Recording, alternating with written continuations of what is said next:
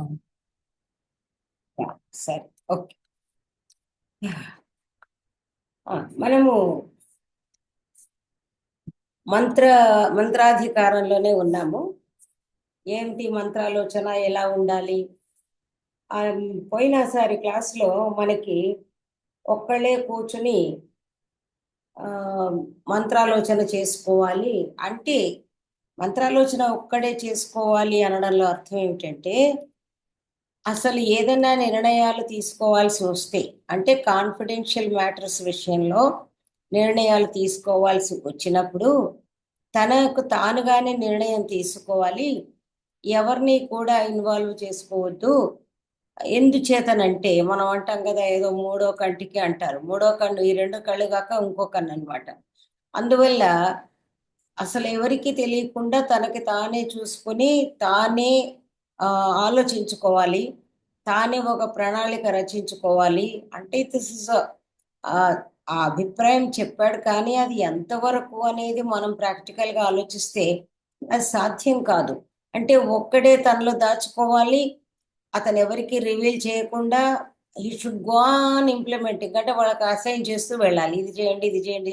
The whole thing will be with him only. అంటే planning అంతా ఆయన మనసులోనే ఉంటుంది, ప్రతిదానికి ఆయన సూచనల మేరకు నడిచిపోతూ ఉండాలి. అది ఎంతవరకు పాసిబుల్ అనేది మన ఆలోచన కంటే ముందు వాళ్ళల్లో వాళ్ళే చర్చించుకుంటున్నారన్నమాట. ఒకానొక మహర్షి ఇలా చెప్పినప్పటికీ అది కుదరదు. అందుచేత బుద్ధి వృద్ధి అన్నాడు. అంటే మేధావి వర్గం ఉంది, మరింతమంది అమాత్య సంపదోపేత అన్నారు, మంత్రివర్గాన్ని నియమించుకోవడం అని ఇన్ని మాట్లాడిన తర్వాత ఒక్కడు కాకుండా కాస్త జ్ఞాన వృద్ధులతోటి చేరి ఆ విషయాన్ని మనం చర్చించాలి. ఆ తర్వాత అందులో అందరి అభిప్రాయాలు తీసుకోవాలి. అభిప్రాయాలలో అనుభవము లేనటువంటి ఒక బాలుడు, అంటే ఏమిటంటే అనుభవం లేని ఒక ఫ్రెషర్ వచ్చినా కూడా వాళ్ళ మాటలు కూడా మనం వినాలి. వినడంలో నష్టం లేదు. తర్వాత దానిలో ఏదైతే మనకు అవసరం అనిపిస్తుందో, ఉపకరిస్తుందో అది గ్రహించాలి అని చెప్పాడనమాట. అదెవరు? విశాలాక్ష. నా ఏకస్య మంత్ర సిద్ధిరితి విశాలాక్ష. విశాలాక్ష అని అతను అలా చెప్పాడు. చెప్పిన తర్వాత తర్వాత మళ్ళీ పారాశరాహ, అంటే పరాశర అనుయాయుల మతాన్ని చెప్తూ ఉన్నాడు. ఏమిటది? ఏతన్ మంత్రజ్ఞానం నైతన్ మంత్రరక్షణమిది పారాశరాహ. ఇది ఏదైతే చెప్తూ ఉన్నాడో, ఈ విధమైనటువంటి అభిప్రాయం చెప్పడం వల్ల ఏమవుతుంది అంటే మంత్ర జ్ఞానం గని ఇది మంత్ర రక్షణం కాదు అని పారాశరులు అంటున్నారు. అంటే ఇది ఏమిటి? మంత్రాలోచన చేయడము ఇలా అని తెలుసుకోవడం అవుతుంది, కానీ అంటే ఆ రహస్య సమాలోచన ఎలా చెయ్యాలి అని తెలుసుకోవడం అయితే చెప్పబడింది. జ్ఞాన వృద్ధులను చేర్చుకోవాలి, ఎవరు చెప్పినా వినాలి అన్నారు. కానీ మంత్ర రక్షణం అంటే ఈ రహస్య సమాచారం ఏదైతే, రహస్య సమాలోచన ఏదైతే ఉందో అది కాపాడబడడం అనేది ఎలా సాధ్యమవుతుంది? ఎందుచేతనంటే ఇద్దరు ముగ్గురు అలా ఎప్పుడైతే ఎక్కువ మందిని తీసుకుంటామో అలాంటప్పుడు అది ఆటోమేటిక్గా ఒకరి నుండి ఒకరికి తెలిసి ఉంటుంది. కాబట్టి మరి ఆ మంత్ర గుప్తి అంటాము, అంటే మంత్ర రక్షణ అనేది సాధ్యం కాదు కదా అని వాళ్ళు చెప్తున్నారు. అది ఎందుచేత అంటే వీళ్ళు ఇంకొక మార్గం, డొంక తిరుగుడు మార్గం చెప్తూ ఉన్నారు. యదస్య కార్యం అభిప్రేతం తత్ ప్రతిరూపకం మంత్రిణ పృచ్ఛేత్. కార్యం ఇదమేవమాసీత్ ఏవం వా యది భవేత్ తత్ కథం కర్తవ్యం ఇది తే యథా బ్రూయుః తత్ కుర్యాత్. ఏవం మంత్రోపలబ్ధి సంవృతిశ్చ భవతీతి. అంటే నిజంగా కూడా ఆచార్య కౌటిల్యుడు తన ముందు ఉన్నటువంటి శాస్త్రకారుల మతాలన్నీ ఉట్టంకించడంలో, నిజం చెప్పాలంటే మనమే ఇప్పుడు మంత్రాలోచన సభలో కూర్చున్నాము.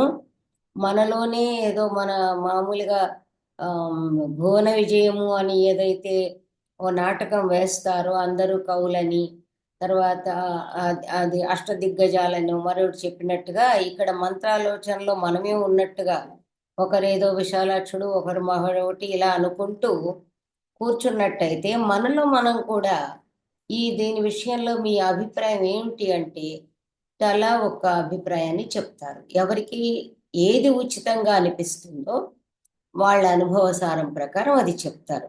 కాబట్టి అన్ని అభిప్రాయాలను కూడా ఉట్టంకించడం ద్వారా ఇప్పుడు కౌటిల్యుడు ఈ మతాలన్నీ ఉట్టంకించడం ద్వారా మనకు ఒరిగేది ఏమిటి అనుకున్నట్టయితే ఇలాంటి ఆలోచనలు ఉంటాయి.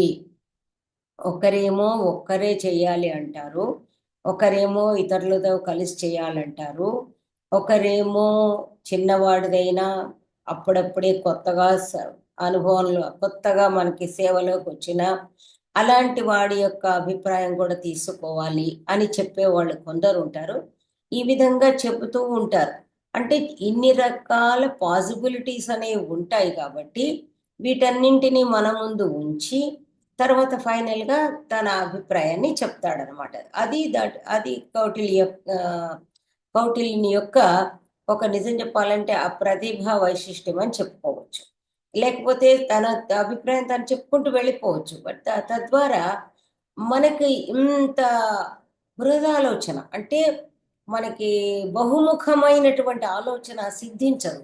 ఏక ఏకోన్ముఖం అంటారు. ఏకోన్ముఖంగా ప్రవర్తించకూడదు కాబట్టి డిఫరెంట్ యాంగిల్స్ అని మనం ఏదైతే మాట్లాడతామో Kautilya has seen the point from different angles, వివిధ కోణాల్లోంచి చూస్తూ ఫైనల్గా చెప్తున్నాడు. ఒకే ఇదైతే నాది అని చెప్పట్లేదు, ముందు అన్నీ చెప్తూ ఉన్నాడు అనమాట. అందుకని ఏం చెప్తున్నాడు అంటే మంత్రి రాజు ఏం చెయ్యాలి, ఇది మళ్ళీ నేను మీకు అండర్స్టాండింగ్ కోసం చదువుతాను. యత్ అస్య కార్యం అభిప్రేతం, రాజు ఏ విషయంలో మంత్రాలోచన కావాలని అనుకుంటాడో, ఏ కార్యాన్ని తలపెట్టాడో ఆ కార్యాన్ని సాక్షాత్తుగా అంటే డైరెక్ట్గా అక్కడ ప్రతిపాదించకుండా అది ఉదాహరణ రూపమైనటువంటి మరొక దాన్ని తీసుకోవాలి. మనం కూడా ఇప్పుడు పాఠాలు చెప్తున్నా, మనం మాట్లాడుతున్నా సంవన్ అంటాం. సంవన్ అంటే ఆ సంవన్ మనవాడే అయి ఉండొచ్చు, ఒక్కసారి మనమే అయి ఉండొచ్చు. కానీ మనకి మనం సాక్షాత్తు ఉండకూడదు కాబట్టి what we say in third person, ఎవరో ఒక అతను ఇలా మాకు తెలిసిన వాళ్ళ విషయంలో ఇలా జరిగింది అంటాం. Might be our experience also. అందువల్ల ఏమంటున్నాడంటే రాజు తాను ఏదైతే ఏ విషయంలో మంత్రుల సలహా కోరుతున్నాడో ఆ వాళ్లతో ఏం చేయాలి అంటే అలాంటిదే ఏ కార్యాన్ని తలపెట్టాడో ఆ కార్యానురూపమైనటువంటి ఆ కార్యాన్ని పోలినటువంటి మరొక కార్యాన్ని కూర్చి ప్రస్తావించాలి. ప్రస్తావించి ఏమనాలి అక్కడ, తత్ ప్రతిరూపకం మంత్రిణ పృచ్ఛేత్.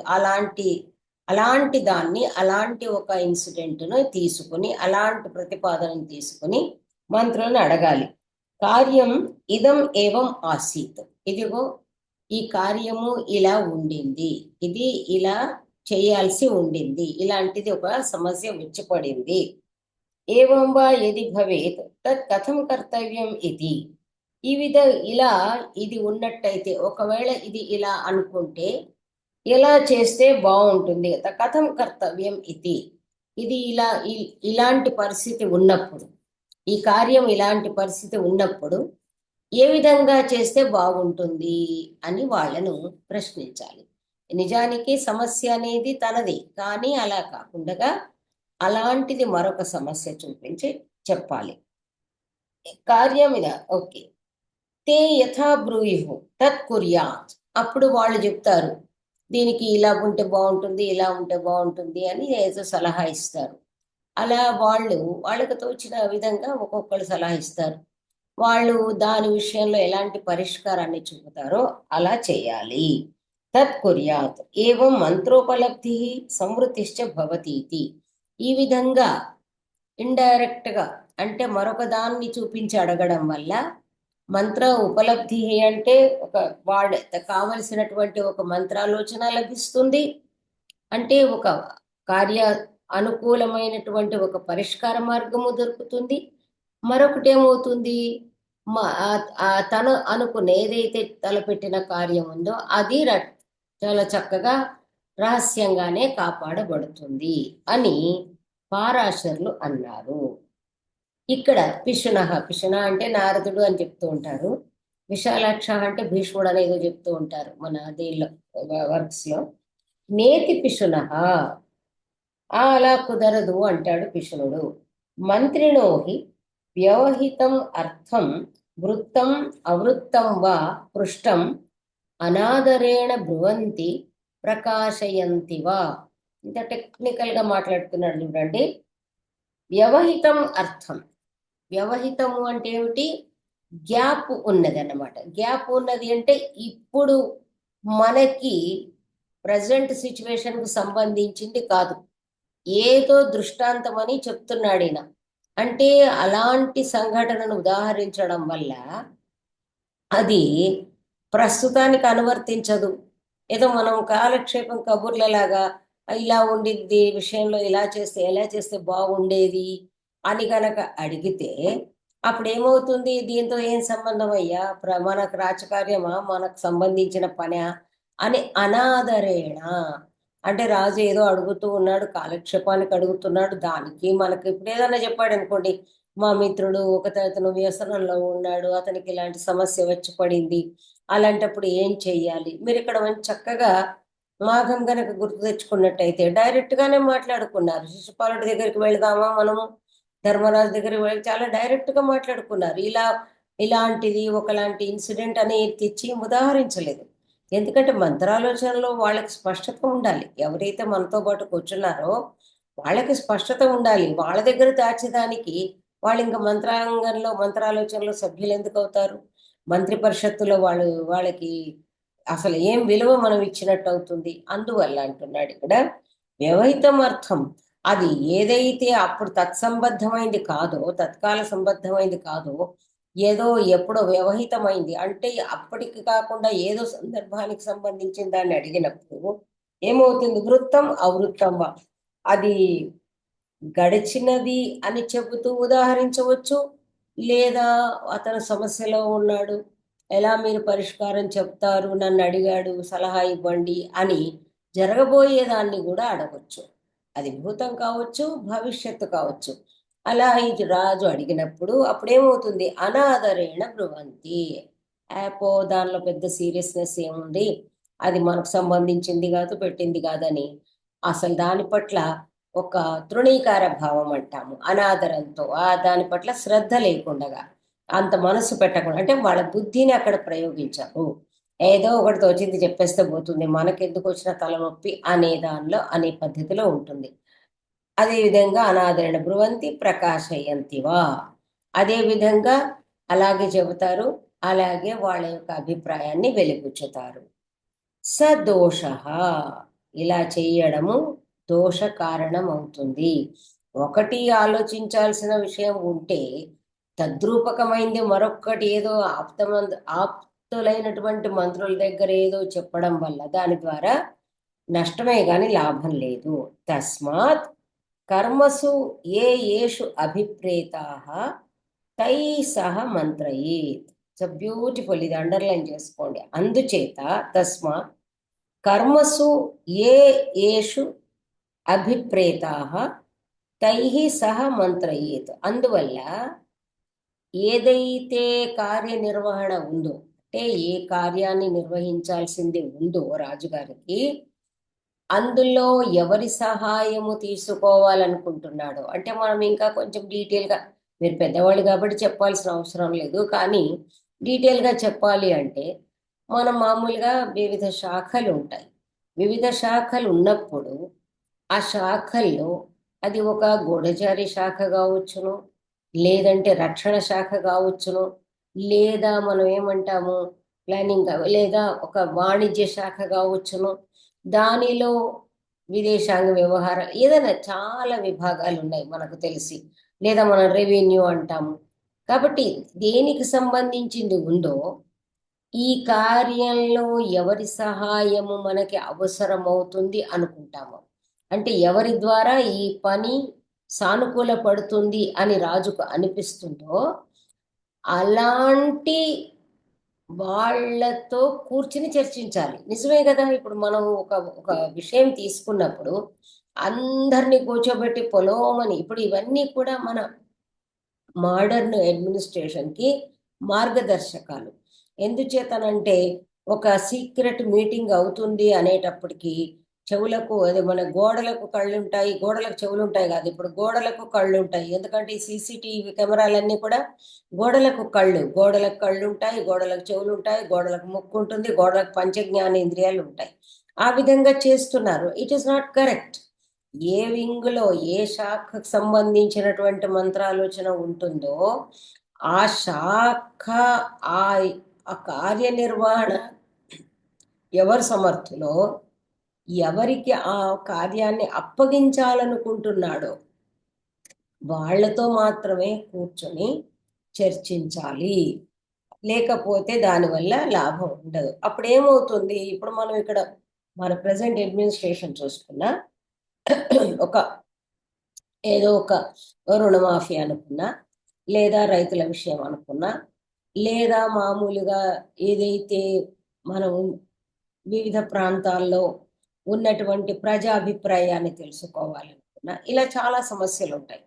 దేనికైనా కూడా దాన్ని ఎవరికి అప్పచెప్పాలనుకుంటున్నారో వాళ్ళతో, ఆ టీం అంటాం మనం, ఆ టీంతో మాత్రమే కూర్చొని చర్చించి వాళ్ళకి ఇంకా అసైన్ చేయడం, వాళ్ళే అది చూసుకుంటారు. ఎందుకంటే రాజు ఎలాగో వెళ్ళలేడు కాబట్టి వాళ్ళు వాళ్ళకి కావలసిన టీం ఏర్పరచుకుంటారు. ఇదంతా మీకు చాలా అనుభవ సిద్ధం.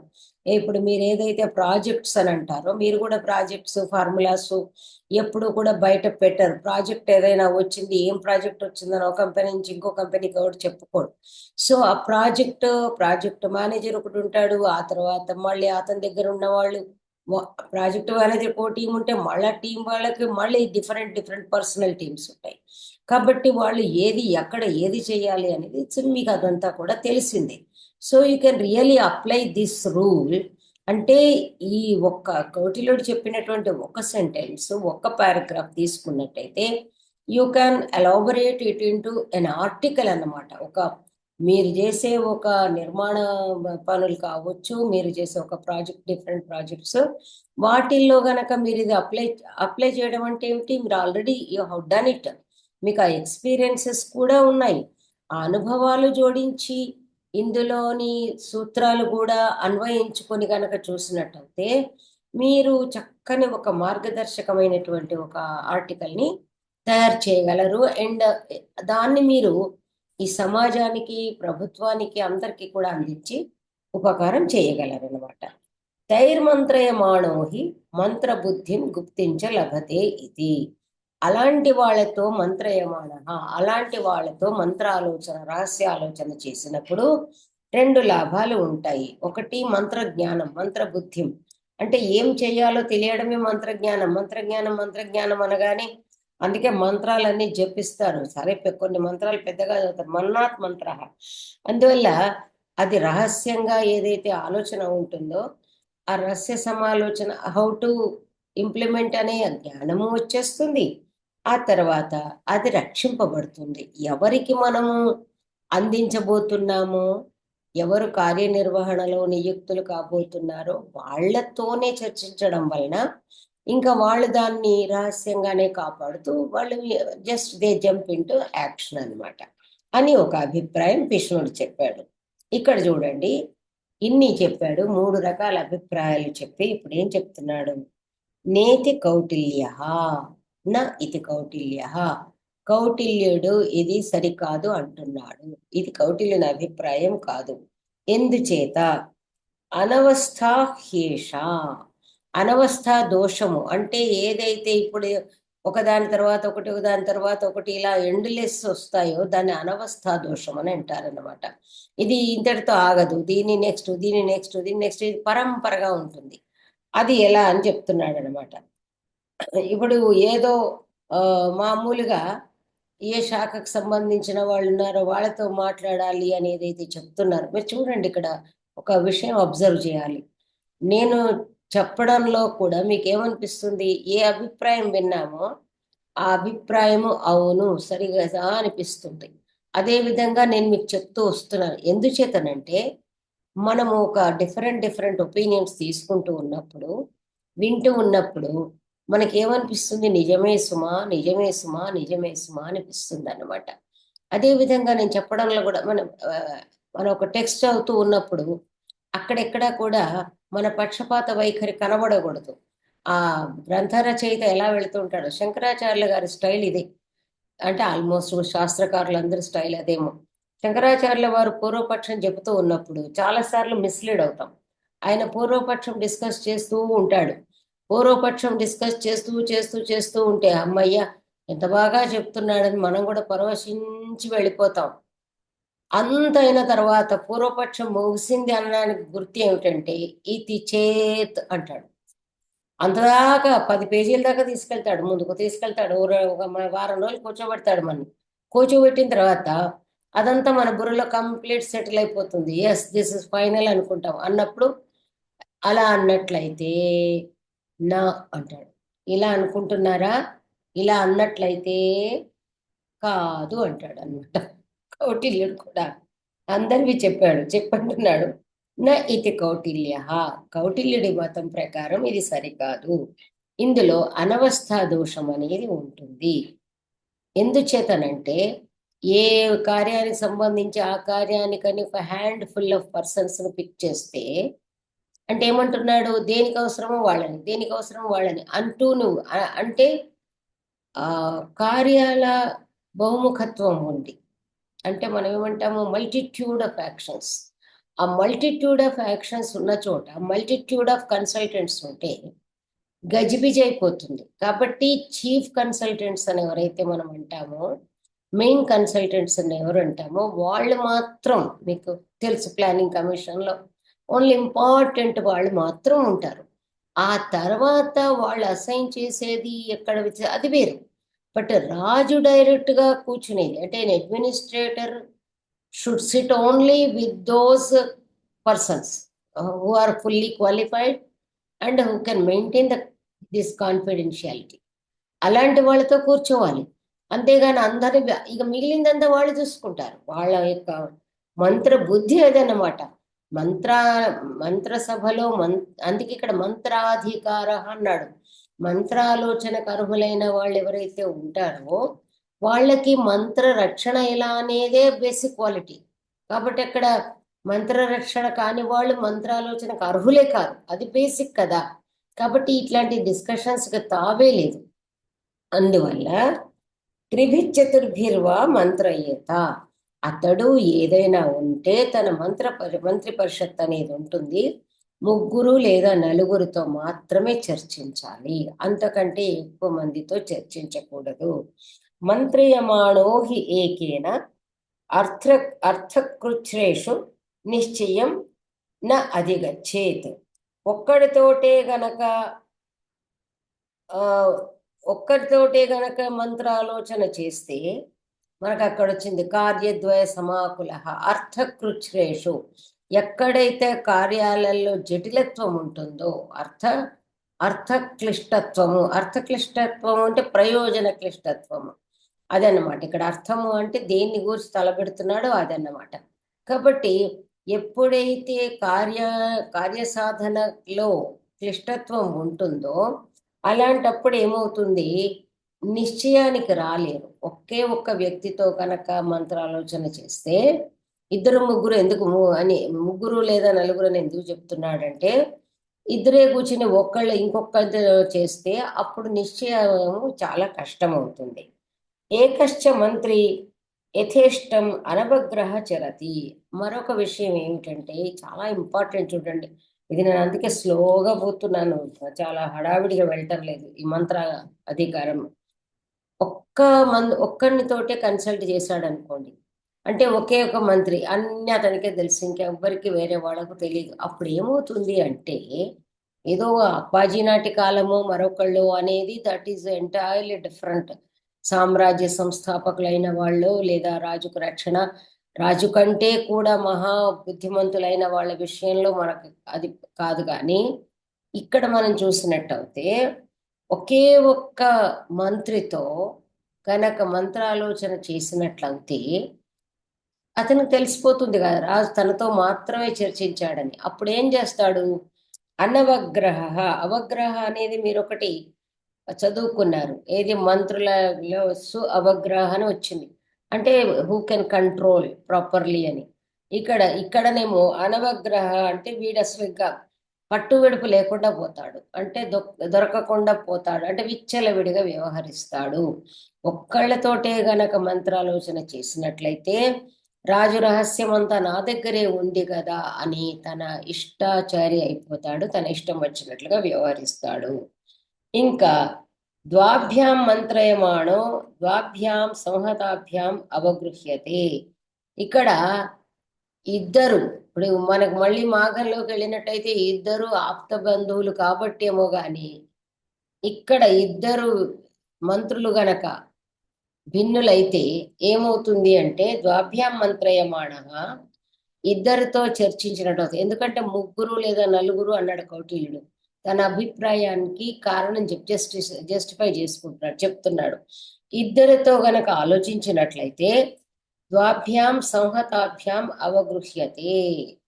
ఇక ఇద్దరు వాళ్ళు ఒక్కటవుతారు. వాళ్ళిద్దరూ ఒక్కటయ్యి, అంటే అవుతారు అని డెఫినెట్ అని చెప్పట్లేదు, కానీ దర్ ఇస్ ఎ పాసిబిలిటీ.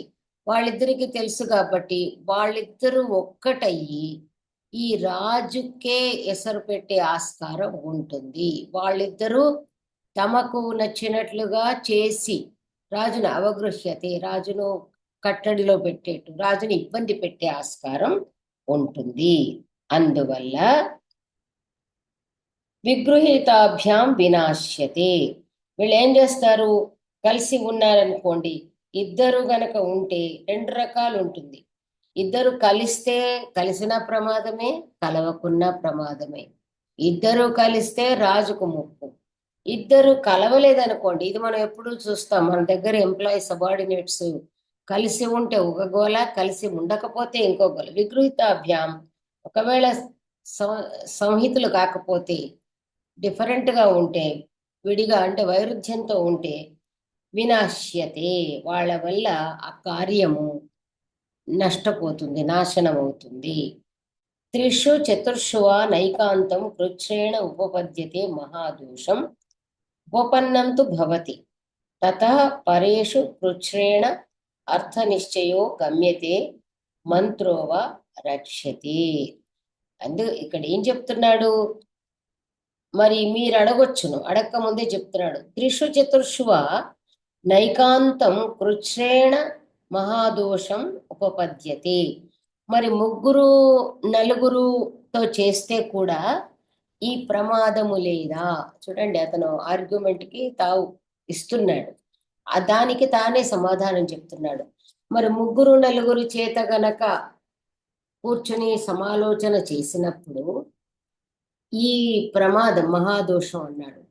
ఈ మహాదోషం అనేది ఏదైతే ఉందో అది నా ఉపపద్యతే కిం అని మనం ప్రశ్నించుకుంటే, ఉపపద్యతే ఉపపన్నం తు భవతి కింటు కృచ్ఛ్రేణ ఉపపద్యతే అనే ఒక అక్కడ క్లాజ్ వేశాడు. ముగ్గురు నలుగురితో చర్చించినప్పుడు కూడా ఎప్పుడైనా సరే మంత్రాలోచన, అందువల్లనే పనిష్మెంట్ పెట్టాడు కదా, మంత్రాలోచన భంగం చేస్తే బయట పెడితే అనేది చెప్పేశాడు ఆల్రెడీ. కాబట్టి మంత్రాలోచన అనేది ఉన్నప్పుడు ఆ రహస్యము బయటకు పొక్కిపోయే ప్రమాదం అంటూ ఉంది.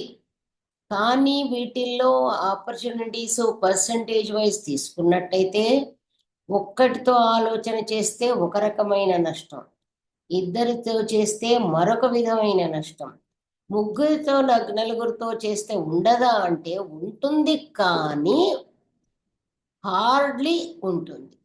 It is not that easy. అది అంత సులభంగా కాదు.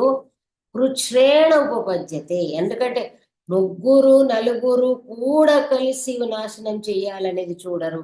అదిగా హార్డ్లీ, అది ఎప్పుడైనా కూడా అనుకోకుండా విప్లవంగా మారితే తప్ప, అదర్వైజ్ ఈ మహాదోషం అనేది కష్టంగా సంభవిస్తుంది. అంటే అంత సులభంగా ఎలాంటి ప్రమాదము రాదు. అందుచేత తతః పరేషు కృచ్ఛ్రేణ అర్థనిశ్చయో గమ్యతే మంత్రో వా రక్ష్యతే. అందుచేత ఈ విధంగా మనం ఉన్నప్పుడు మంత్రరక్షణ, మళ్ళీ అక్కడ ఏమవుతుంది, తతః పరేషు తత ఉపపన్నం తు భవతి తతః పరేషు కృచ్ఛ్రేణ అర్థనిశ్చయో గమ్యతే మంత్రో వా రక్ష్యతే. ఇక్కడ ఎప్పుడైతే ఈ విధంగా ఉంటారో ముగ్గురు నలుగురు ఉంటే, అయితే అంతకంటే ఎక్కువ మంది ఉంటేనే కష్టం, కానీ ముగ్గురు నలుగురు ఉంటే జరిగే దోషం జరగడానికి అవకాశం తక్కువ ఉంటుంది. అంతకంటే ఎక్కువ అయితే, అంటే ఇప్పుడు మామూలుగా ద్వాదశామాత్యులని కూడా ఈయన ఒప్పుకున్నాడు. అంతకంటే మించితే ఏమవుతుంది అంటే మనకి 10 తలకాయలు అయినప్పుడు ఇబ్బంది అవుతుంది కదా. అప్పుడు అర్థము ఎలా ఉంది, కృచ్ఛ్రేణ అంటే ఒక నిశ్చయానికి రావడానికి కొంచెం ఇబ్బంది అవుతుంది. ఆ తర్వాత ఏమవుతుంది, ఈ మంత్ర రక్షణకు కూడా ఇబ్బంది ఏర్పడుతుంది. అంటే ఏమిటి, నిజానికి అమాత్య పరిషత్తు వేరు. ఆయన ఏం చెప్తాడు మనకి ఇక్కడ చెప్తాడు, అమాత్య పరిషత్తు కానీ అమాత్య పరిషత్తులో 8 మంది ఉండొచ్చు ఇత్యాదులు చెప్తాడు. అది మనకు రామాయణంలో కూడా వస్తుంది. 8 మంది మంత్రుల పేర్లు కూడా ఇస్తాడు. ఎవరో సుమంత్రుడు వన్ ఆఫ్ దెమ్. అందులో అందరి లిస్ట్ ఇస్తాడు, సిద్ధార్థుడు అని ఇంకెవరెవరో ఉంటారు. అంటే ఇక్కడ ఏమిటి, అమాత్యులు ఎంతమంది ఉండడము అనేది పక్కన పెడితే మంత్రాలోచన విషయంలో ఒక 1000 మంది ఉంటే 1000 మంది, ఇప్పుడు మనకి మంత్ర క్యాబినెట్ 16, 20 ఉన్నారు. ప్రతిదానికి 20 మందిని అది కూడా ఏంటి, ఒక ఆత్యయిక కార్యం, అత్యవసరమైన కార్యముకి అందరినీ ప్రతిసారి అందరిని కూర్చోబెట్టద్దు. అదేదో బస్ అనేవాళ్ళు అంజయ్య కాలంలోనే, అంజయ్య గారి కాలంలో ఆ బస్సు ఉండేది, ఆయన క్యాబినెట్ బస్ అంతమంది క్యాబినెట్ ఉండేవాళ్ళని. ప్రధానికి అంతమందిని వేసుకొని పోతే పనులు కావు. ఇప్పుడు మనం ఒక అడ్మినిస్ట్రేషన్లో చూసిన ఒక ప్రిన్సిపాల్, వైస్ ప్రిన్సిపాల్, ఇంకొక రిజిస్ట్రార్, ముగ్గురు కలిసి కూర్చొని డిస్కస్ చేస్తారు. కానీ లేదు విభాగాధ్యక్షులు ఉన్నవాళ్ళు అందరిని పిలుచుకొని ప్రతిసారి స్టాఫ్ మీటింగ్ పెట్టరు కాలేజెస్లో. అదేవిధంగా వివిధ విభాగాల్లో కూడా. అందువల్ల ఏం చెప్తాడు అంటే అలా కాదు, అర్థ నిశ్చయం కష్టమవుతుంది, మంత్రం కూడా కష్టంగా రక్షింపబడుతుంది, కాబట్టి ఇంత వరకు మాత్రమే చాలు అని అన్న తర్వాత మళ్ళీ ఏమంటాడు, అయితే కౌటిల్యుడి అడ్వాంటేజ్ ఏమిటి అంటే, కౌటిల్యుడి దానిలో ఇలా చెప్తాడేంటి అని మీకు ఒక ఆలోచన రావచ్చు. అది చెప్తాడు, ఇది చెప్తాడు అంటే ఒక విషయం ఆలోచించాల్సింది ఏమిటంటే, కాలానుగుణంగా మార్పులు అనేది ఏదైతే ఉందో అది కౌటిల్యుడి అర్థశాస్త్రంలో అడుగడుగునా కనబడుతుంది మీకు. ఏ విధంగా యుగ ధర్మాలు మారుతూ ఉన్నాయో, అసలు కౌటిల్యుడు యుగ ధర్మము అనే మాట మాట్లాడు, కానీ ఎక్కడైనా సరే ఇదే హార్డ్ అండ్ ఏదో అంటాం కదా మనం, ఆ రూల్ అని, ఇదే కఠిన నియమం అని లేదు. కార్య స్వరూపాన్ని బట్టి, కార్య సమయాన్ని బట్టి, కార్య అనుకూల్యాన్ని బట్టి enable administrator has to take a decision. ఇది చెప్పిండ్రు కదా, శాస్త్రంలో చెప్పింది ఉన్నట్టే చూస్తావు. డాక్టర్ ఆపరేషన్ టేబుల్ కూర్చుని పుస్తకం పక్కన పెట్టుకొని చదువుతూ చేస్తే ఎట్లా ఉంటుందో అట్లా ఉంటుంది. అలా కాదు, ఆ టైంకి మనం so many people, so many efficient doctors, so many efficient ambassadors, they take timely decisions. ఇక్కడ జరుగుతున్న డిస్కషన్ ఒకటి ఉంటుంది, then there itself they do take some decisions. అది అవసరం, మంత్రి అన్నవాడికి అమాత్యుడు అవన్నీ అవసరం అన్నమాట. అందువల్ల దేశకాల కార్యవశేనతు ఏకేన సహ ద్వాభ్యాం ఏకోవ యథాసామర్థ్యం మంత్రయేత. ఇక్కడ ఏమిటి, దేశకాలను బట్టి. ఇప్పుడు ఒక అత్యయిక అంటే ఎమర్జెన్సీ అంటాము, ఒక అత్యయిక కార్యం వచ్చింది, ఆత్మీయుడు అనుకున్నటువంటి ఒక మంత్రి సచివుడు లేనప్పుడు ఏం చేయాలి ఈ రోజుల్లో అంటే మీకు అన్నట్టు ఫోన్లు ఉన్నాయి, మరొకటి ఉన్నాయి, ల్యాప్టాప్లు ఉన్నాయి, టకటకటక్ కొట్టి తీసుకుంటాం. ఆ రోజుల్లో వాటన్నిటికీ ఆస్కారం లేదు. మనకి ఇవన్నీ మనం చూస్తాం, రాజులు యుద్ధాలు చేస్తూ ఉన్నప్పుడు ఎక్కడి నుంచి ఎవడో అటాక్ చేస్తాడు, అటాక్ చేస్తున్నప్పుడు కమ్యూనికేషన్ ఉండదు. ఇతను ఏదో అప్పటికప్పుడు డిసిషన్ తీసుకొని పోతాడు. మనం ఇవన్నీ గోగ్రహణం సమయంలో కూడా చూసాం, అప్పటికప్పుడు ఉన్న ఉత్తర కుమారుని తీసుకుని వెళ్ళిపోయారు. అంటే ఇలాంటివి తీసుకోవాల్సి వస్తుంది. ఇది ఎమర్జెన్సీ. దీనిలో సమర్థుడు ఉన్నాడా, అసమర్థుడు ఉన్నాడా, ఎవరున్నారు, స్త్రీనా పురుషుడా, బృహన్నలన అని ఆలోచించడానికి సమయం లేదు. చివరికి బృహన్నల అయినా సరే, మీరు భారతమే మనకు అన్నిటికీ ఉదాహరణ. బృహన్నల ఇప్పుడేదో మనం ఏదో ఎన్టీ రామారావు బృహన్నల వేషం వేసేటప్పటికి మనకు బృహన్నలలో హీరో కనబడుతున్నాడు. Otherwise Brihannala is Brihannala, that's all. అక్కడ మళ్ళీ బృహన్నల అనేవాడు ఏదో అర్జునుడు అనేది మనం ప్రతి చోట we need not take into consideration. కాబట్టి ఒక బృహన్నల, ఇప్పుడు ఇందాక పోలీస్ డిపార్ట్మెంట్ వాళ్ళు ఏదో ట్రాన్స్జెండర్స్ కూడా ఇచ్చారని చెప్పారు కదా, ఆ టైప్ లో ఒక ట్రాన్స్జెండర్ ని యుద్ధానికి పంపొచ్చా పంపకూడదా అనే అక్కడ ఏదైతే వాదం వచ్చిందో దాన్ని కొట్టి పారేసేసి పర్వాలేదు రథసారథ్యం ఆర్ట్ పని వచ్చిన వాడు వాడు ఎవడైతే ఏమని పంపించేశారు. అది దట్ ఈస్ మనకు ఎన్ని స్టాండింగ్ ఎగ్జాంపుల్స్ దొరుకుతాయంటే ఆ, మహాభారతం నుంచి ప్రతి చోట అలాంటి పరిస్థితులు అన్ని ఎదుర్కోబడ్డాయి మహాభారతంలో. కాబట్టి దేశకాలాన్ని బట్టి ఏకేనా లేదా సహద్వాభ్యాం ఒక్కడితో ఆలోచించవచ్చు అవైలబిలిటీని బట్టి, లేదా ఇద్దరితో, లేదు ఒక్కడే, యథా సామర్థ్యం మంత్రయేత. ఆ టైంను బట్టి, ఆ దేశకాలను బట్టి, అవసరాన్ని బట్టి, సామర్థ్యాన్ని బట్టి అలా మంత్రాలోచన చేసుకోవచ్చు. కాబట్టి ఇది ఇలాగే ఉండాలి, ఉండి తీరాలి అనే నియమం లేదు. That's all. ఇంతదాకా మంత్రాలోచన చెప్పాడు. ఇప్పుడు దిస్ ఇస్ వెరీ ఇంపార్టెంట్. నేను ఎన్నిసార్లు ఎన్ని వందల మీటింగ్స్ లో చెప్పాను, నా పుస్తకాల్లో రాశాను. ప్రతి దానికి ఇది పంచాంగో మంత్ర అని మనకు వస్తుంది. అంటే 5 మెంబర్డ్ ప్లానింగ్ అన్నమాట. అంటే ఒక ప్లానింగ్ కమిషన్ అని మనం ఏదైతే మాట్లాడతామో, మీరు ప్లానింగ్ అనేది ఎక్కడ ఏ ఆఫీసులో అయినా వేసుకోండి. ఇల్లు కట్టడం మొదలు పెట్టింది, ఇల్లు కట్టడం కాదు, ఇల్లు కట్టడం అనేది ఇంకా పెద్ద పని. ఇంట్లో వంట చేసుకోవడం వంట వంట కంటే ముందు మన దినచర్యతో అనుకోవచ్చు. మనం నిజం చెప్పాలంటే మన దినచర్యలో కూడా ఇది పంచాంగో మంత్ర, మన వంటింట్లో పంచాంగో మంత్ర, మనము బయట కార్యాలయంలో పంచాంగో మంత్ర. అంటే ఏది ఎప్పుడు ఎలా చేయాలి, టీ కాఫీకి కూడా అప్లై చేసి పళ్ళు తోమడానికి కూడా అప్లై చేసుకునేటువంటి ఈ 5 పార్ట్స్ ఆఫ్ యాక్షన్ ఉంటుంది. అంత అద్భుతమైనటువంటిది ఇది. మీరు ఈ రోజుల్లో ఉంది, it is going on, and మీరు ఆల్రెడీ చేసిన వాళ్ళు ఉన్నారు ఇందులో. ఎక్కడైనా ఇది ఉంటుంది. ఇది గనక కొంచెం అటు ఇటు అస్తవ్యస్తం అవుతే దెబ్బ తినేది అనేది ఇప్పుడు మన ప్రజెంట్ అడ్మినిస్ట్రేషన్లో ఎక్కడైనా చూస్తున్నాం. ఏమిటది అంటే, ఇప్పుడు మనం మామూలుగా నేను ఇక్కడ ఏం చెప్తున్నాను, దిస్ ఇస్ మన రిలవెన్స్ కూడా మాట్లాడుకుంటున్నాం, నష్టం లేదు. ఇప్పుడు మామూలుగా ప్రతి వాళ్ళు ప్రతి దేశంలో మొత్తం యావత్ భారతంలో కానివ్వండి, లేదా మీరన్నా గ్లోబలైజేషన్ లో మాట్లాడుకున్నప్పటికీ కూడా ఎవ్రీ ప్రెసిడెంట్ అంటే మన రాజుకు తీసుకున్నాం, ఒక సీఎంఓ పిఎంఓ ఎవరన్నా కానీ ఆయన అడ్మినిస్ట్రేటర్.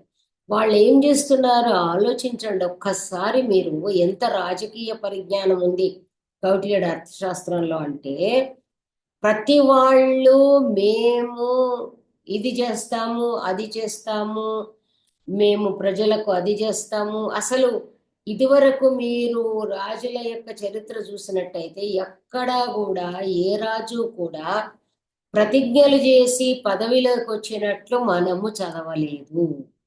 మీరు కాశీ మజిలీ కథలు, కళ్యాణ రాజతరంగిణి, ఇంకా బాణుడు ఏదైనా తీసుకోండి, రాజు ఇలా చెప్పి రాజ్యానికి వచ్చాడు అనేది ఎక్కడా మనకు కానరాదు. రాజ్యానికి వచ్చిన తర్వాత వివిధమైనటువంటి కార్యాలు చేపట్టాడే కానీ కాకతీయులు కానీ చాళుక్యులు కానీ ఎవరన్నా కానివ్వండి, ఎక్కడన్నా చూడండి, కాకతీయులు ఎన్ని చెరువులు కట్టించారు, ఎన్ని చేశారు, ఎన్ని మందిరాలు కట్టించారు, ఎంత ఉపాధి పథకాలు చూపించారు. ఏనాడు వాళ్ళు ప్రమాణాలు చేయలేదు. గణపతి దేవుడు చేయలేదు, రుద్రమదేవి చేయలేదు. మన వాళ్ళు ఇప్పుడు పొద్దున్న లేస్తే పథకాలు పథకాలు పథకాలు, హామీలు పథకాలు హామీలు. అది ఏమిటి అవుతున్నాయా? అవ్వట్లేదు. కారణం ఏమిటి అంటే ఫెయిల్యూర్ ఆఫ్ దిస్ మంత్ర. ఏమిటది? కర్మణాం ఆరంభోపాయ పురుష ద్రవ్య సంపత్ దేశ కాల విభాగ వినిపాత ప్రతీకార కార్యసిద్ధి ఇది పంచాంగో మంత్ర. దీని మీద మీరు అసలు మనం ఒక డైలీ నడపట్లేదు, కానీ ఒక డైలీలో మనం గనక ఒక ఆర్టికల్ రాస్తే అసలు ఏదైనా ఒక పథకాన్ని ఇస్తాం, చేస్తాం అనే ముందు అది ఎలా చేస్తాము అనేది ప్లానింగ్ లో కర్మణాం ఆరంభోపాయ. ఏదైతే మీరు ఒక ప్రణాళికను అమలు చేయదలుచుకున్నారో అది అమలు చేయడానికి అవసరమైనది ఏమిటి అనేది ముందుగా మీలో మీరు ప్రణాళిక తయారు చేసుకోవాలి. ఆరంభ ఉపాయ, ఎలా ప్రారంభించాలి, ప్రారంభానికి ముందు ప్రీరిక్విజిట్ ఏమిటి, ఎలా చెప్తున్నాడు, అదేం కావాలి, పురుష ద్రవ్య సంపత్. మీరు ఏదైతే ఒక పని చేయదలుచుకుంటున్నారో దానికి కావలసిన హ్యూమన్ రిసోర్సెస్ ఏమిటి, ఫైనాన్షియల్ రిసోర్సెస్ ఏమిటి, అదర్ రిసోర్సెస్ ఏమిటి. పురుష ద్రవ్య సంపత్ కావలసింది ఫస్ట్. ఆ పనిని సాధించే పురుషులు ఎవరు? కర్త. అక్కడ కర్త మనం ఉన్నాము, కానీ మన కారకులం అయిపోతాము. కర్తలు అక్కడ వేరే వాళ్ళు ఉంటారు. కర్త కారయిత చేయవ, మనం కారయిత, అడ్మినిస్ట్రేటరీస్ కారయిత. కాబట్టి అక్కడ కర్తలు కావాలి. ఎవరు కార్యనిర్వహణలో ఉంటారు, వాళ్ళు ఎంతమంది, వాళ్ళ వాళ్ళ కెపబిలిటీ ఏమిటి, వాళ్ళు ఎలాంటి వాడు, అది చూసుకోవాలి. ద్రవ్యము, అసలు దానికి కావలసినటువంటి వివిధ ద్రవ్యాలు, ఏది మెటీరియల్, ఏదేది కావాలి. తర్వాత దేశ కాల విభాగ, ఎక్కడ ఎప్పుడు ఎలా ప్రారంభించాలి, ఎక్కడ ఎప్పుడు ఏం చేయాలి, దీని గురించి నేను మీకు చెప్పక్కర్లేదు, బికాస్ ఆల్రెడీ ఎక్స్పీరియన్స్. దీన్ని ఎంత మల్టిప్లై చేసేసి మనం దాన్ని వివరించుకోవచ్చు. ఒక చిన్నపిల్లల క్లాస్ చెప్తే గనక ఒకరోజే దేశకాల విభాగా సరిపోతుంది. ఒక సెమినార్లో పేపర్ తీసుకుని ప్రజెంట్ చేయదలుచుకుంటే ఇందులోని 5 ఏదైతే చెప్తున్నాడో ఈ 5 అంగాల పైన ఒక్కొక్క అంగం పైన ఒక పేపర్ సబ్మిషన్ చేయొచ్చు మనం సెమినార్స్ లో. ఎందుకంటే ముందు ఆరంభోపాయ అంటేనే ఎట్లా ప్లానింగ్ అనేది, ఏం చేయాలనేది ఒక 10 ఇన్సిడెంట్స్ తీసుకొని చూపించవచ్చు. ఏంటి, రాజకీయంగా చూపించవచ్చు, లేదా కార్యాలయ సంబద్ధంగా చూపించవచ్చు, ఏదైనా ఒక ఒక వార్ ప్రిపరేషన్ చూపించవచ్చు, ఒక ప్రాజెక్ట్ ప్రిపరేషన్స్, ఎనీథింగ్. ఒక ప్రాజెక్ట్, మనం ప్రాజెక్ట్ అంటాం, project report, what we say DPR ఏదో అంటారు కదండి, డీటెయిల్డ్ ప్రాజెక్ట్ రిపోర్ట్, అది కర్మణాం ఆరంభోపాయ. యాక్చువల్గా చెప్పాలంటే మీరు కొంచెం మోడర్న్, నాకంటే మీరు దానిలోనే ఉన్నవాళ్ళు, మీరు చేపలు నీళ్ళల్లో ఉన్నవాళ్ళు, నేను ఇంకా ఒడ్డున ఉన్నదాన్ని, ఉభయచరం టైప్లో. అందువల్ల ఏమిటంటే అసలు మనం కనుక అప్లై చేసుకున్నట్టయితే ఇప్పుడు డిపిఆర్ అనేది అయితే డీటెయిల్డ్ ప్రాజెక్ట్ రిపోర్ట్ అంటారో అది ఆరంభోపాయ. హౌ టు బిగిన్ అనేది దానిలో మీకు తెలుసును. ఎవ్రీథింగ్ అందులో ఏమొస్తుంది, పురుష ద్రవ్య సంపత్, ఏది ఎంత కావాలి ఏమిటి అనేది అందులో వస్తుంది. దేశకాల విభాగ, అందుకే మీరు చూడండి, మీకు ఫేజ్ వైజ్ ఫండ్స్, ఎప్పుడైతే ఒక దగ్గర నుంచి ఫండ్స్ రావాలో ఫేజ్ వైజ్ ఇస్తారు, ఊరికనే ఇవ్వరు. ఫేజ్ వైజ్ కూడా ఎలా ఇస్తారు, యూటిలైజేషన్ సర్టిఫికెట్ చూపిస్తేనే ఇస్తారు. దేనికి ఎంత స్పెండ్ చేశారు అది కూడా ఓకే అయితే వస్తుంది. మీకు తెలుసు, చాలా ఫండ్స్ రిటర్న్ పోయినాయి తెలుసు, చాలా ఫండ్స్ ముక్కుబిండి వసూలు చేసినాయి తెలుసు. అంటే వీళ్ళు ఎవరైతే యూటిలైజ్ చేయలేదో, మిస్యూజ్ చేసే, అప్రాప్రియేషన్ అని ఒక వర్డ్ ఉంది, మిస్అప్రాప్రియేట్ చేస్తే ఏం చేశారో అది ముందు ముందు రాబోతుంది, మనకి సెకండ్ అధికరణంలో వస్తుంది. కాబట్టి దేశకాల విభాగ అన్నిటినీ మించి చూడండి. నాలుగవది వినిపాత ప్రతీకార. కెలామిటీస్ ఏదైతే మన వినిపాతాలు వస్తాయో, కెలామిటీస్, అవి కూడా అద్భుతమైన డిస్క్రిప్షన్ ఉంది. నేను దానిపైన కూడా ఆర్టికల్ రాశాను, కెలామిటీస్ పైన. దట్ ఈస్ వాట్ విసే, మనం ఏమంటాము, క్రైసిస్ మేనేజ్మెంట్ అంటారు చూడండి, అది అనమాట. దానిపై నేను ఆర్టికల్ రాశాను. ఎందుకంటే that is most important thing. ఇప్పుడు క్రైసిస్ మేనేజ్మెంట్ ఈజ్ ప్రతి దానిలో, ఒకటి మనం ఏదో కట్టాలనుకుంటాం, ఒకటి ప్రాజెక్ట్ తలపెడతాము, టక్కుమని ఏదో వర్షం వస్తుంది, కొట్టుకుపోతుంది, వాడికి ఏదో పంటకు అది ఇస్తాడు, వాడు పాపం వ్యవసాయదారుడికి కూడా ఇది అవసరం, అది వేసుకుంటాడు పంట. ఇప్పుడు మనకి ఇవాళ వర్షం వస్తే మనకేమో కొంచెం చల్లబడింది అనుకుంటున్నాము, రైతుల గుండెల్లో రాళ్ళు పడతాయి, వడగళ్ళు బయట కాదు, వాళ్ళ గుండెల్లో పడతాయి. కాబట్టి ఇలాంటప్పుడు ఏం చేయాలి, వినిపాత ప్రతీకార. మనం ఒక పని అప్పచెప్పాము, ఆ పని కాలేదు, అక్కడిది అయ్యింది. ఇది అంతా మనకు ముందు కాలంలో గోడలు కడుతూ ఉండేవాళ్ళు, ఆ సిమెంట్ వేసిన రోజు కనుక వర్షం వచ్చిందో ఇలాగే దాని మీద అన్ని టార్పాలిన్ ఏమో వేసేవాళ్ళు చూడండి, అన్ని రెడీ పెట్టేవాళ్ళు, మీకు ఆ సంగతి తెలుసు. సో అందులో రవీంద్ర గారు ఉన్నారు కదా, సివిల్ ఇంజనీర్ గారు. సో ఎన్ని వినిపద ప్రతీకార అంటే ఎన్ని రకాల ప్రికాషనరీ మెజర్స్ తీసుకోవాలి, they are called crisis management కి రెడీగా ఉండడం. కార్యసిద్ధి. So then the achievement of the work. So final achievement ఇది పంచాంగం అంతా. ఈ 5 ముందు పెట్టుకోవాలి, ఎలా చేస్తే ఎలా అవుతుంది అంటే. అందుకే ఏమన్నాడు, మంత్రం పంచాంగం అన్నాడు, సప్తాంగం రాజ్యం అన్నాడు. మీరు ఇక్కడ పాయింట్ అర్థం చేసుకోవాల్సింది ఏమిటి అంటే, ఒక్కటి, this is everything is complementary to each other. ఒకదాన్ని విడిచి ఒకటి ఉండవు. ఏ విధంగా అయితే ధర్మార్థ కామ మోక్షాలు కాంప్లిమెంటరీ టు ఈచ్ అదర్, ఇవి కూడా ఒకదాన్నొకటి కాంప్లిమెంట్ చేసుకుంటాయి. కానీ ఇది లేకుండా అది, అది లేకుండా ఇది ఉండదు. కాబట్టి ఏ విధంగా సప్తాంగం కలిపి రాజ్యము, మన శరీర అంగాలన్నీ కలిపి ఏ విధంగా శరీరం అంటారో, అదే విధంగా ఈ 5 కలిసిందే మంత్రాలోచన. అంటే మంత్రాలోచన అంటే ప్రాపర్ ప్లానింగ్ అనేది ఎలా ఉంటుంది. అది మీరు యుద్ధ విషయం కావచ్చును, ఒక సమారోహ విషయం కావచ్చును. పట్టాభిషేకం, మీ రామ పట్టాభిషేకం చదవండి, పట్టాభిషేక సన్నాహాలు చూడండి. అన్నిట్లో మరి దశరథుడు ఏం చేశాడు చూడండి. ఆ, ఒక దగ్గర క్రైసిస్ మేనేజ్ చేశాడు, ఒక దగ్గర చేయలేదు. Very interesting to say. ఏమిటయ్యా అది అంటే, ఐ స్టాప్ హియర్. కొంచెం మిగిలితే శేషం పర్వాలేదు, మంచిది శేషం కథలాగా. ఎందుకు తెలుసా, ఇఫ్ యు రియలీ ఒకసారి రీకలెక్ట్ రామాయణ, అక్కడ అయోధ్యాకాండలోనే అక్కడ చెప్పబడుతుంది ఏమని అంటే, అందరికీ ఆహ్వానాలు పంపించాడు, కానీ జనకుడికి కానీ భరతునికి కానీ సమాచారం పంపలేదు. ఇక్కడ ఉన్న విజయ్ కుమార్ కూడా రామాయణాన్ని ఆయన పర్ఫెక్ట్ అవపోసన పట్టాడు కాబట్టి he also knows it. So ఇక్కడ ఏంటి, జనకుడిని కదా నచ్చైవ కేకయ రాజానం అంటే భరతాదులు ఉన్న కేకయ రాజు, వాళ్ళు మాతమ్మల ఇంటికి పోయి ఉన్నారు, అమ్మమ్మ గారి ఇంటికి పోయి ఉన్నారు. ఆ రాజుకి కబురు పంపించలేదు, అదే విధంగా జనకుడికి పంపించలేదు. అది ఏమిటి, జనకుడు అన్ని తెలిసిన వాడు, నిష్పాక్షికంగా ఆయన అసలే రాజర్షి, బహుశా వస్తే అందరికీ అభిప్రాయాలు తీసుకోమని అంటాడేమో, పట్టాభిషేకం ఉంది ఇవన్నీ అని. అందువల్ల భరతుడికి ఏదో అప్పుడేదో మాట ఇచ్చింది ఉంది, మనకు తెలియదు. అందువల్ల ఏదైనా సరే ఎందుకైనా మంచిదని ఇటు కానీ అటు కానీ ఆహ్వానం పంపలేదు. కాబట్టి భరతుడు రాకుండా మేనేజ్ చేశాడు చాలా చాలా తెలివిగా.